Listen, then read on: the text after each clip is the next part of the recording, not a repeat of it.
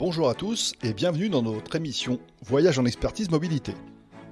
Aujourd'hui, nous posons la question suivante.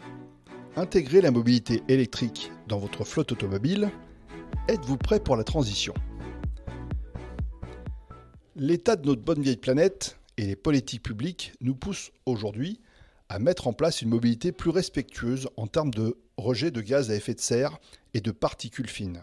La mise en place progressive des ZFE, ces zones de faible émission de CO2, sur les agglomérations les plus régulièrement polluées, va se généraliser pour toutes celles de 150 000 habitants et plus.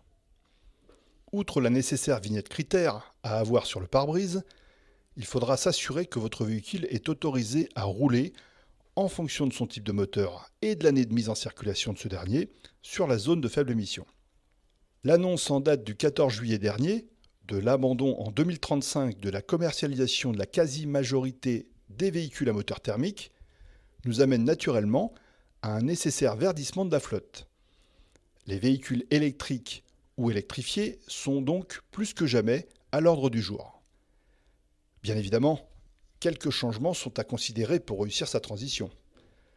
Le choix d'un véhicule avec des caractéristiques techniques différentes des véhicules thermiques, choix d'une borne de recharge, de sa puissance, choix d'un installateur permettant l'accès aux aides à l'installation, de la fourniture d'une ou de plusieurs cartes pour se recharger aux bornes de différents réseaux, de l'assurance du véhicule et de sa borne.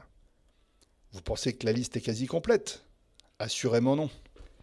Le nécessaire accompagnement du changement que représente, pour une entreprise et ses conducteurs, le passage d'une conduite d'un véhicule thermique à celle d'un véhicule électrifié est l'une des clés d'une transition réussie. On ne peut pas imaginer que le simple fait d'avoir le permis de conduire puisse garantir quoi que ce soit en la matière.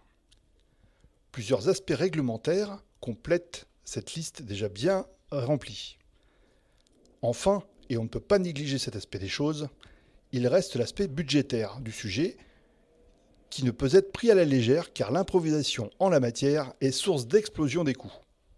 Vous l'aurez compris, la transition vers une mobilité électrique ou électrifiée est similaire à un changement de mode de vie qu'il nous faut anticiper, pour lequel il faut avoir accès aux informations nécessaires, avoir de la méthode, savoir d'où nous partons, anticiper les impacts prévisibles sur le quotidien et ne pas hésiter à recourir à une aide extérieure. D'ailleurs, depuis le 25 mars 2021, le législateur a acté que la mise en place de véhicules électriques ou hybrides rechargeables dans vos flottes automobiles doit également s'accompagner de la mise en place d'une borne de recharge sur le lieu de travail ou au domicile du conducteur et d'une formation ou sensibilisation à l'éco-conduite.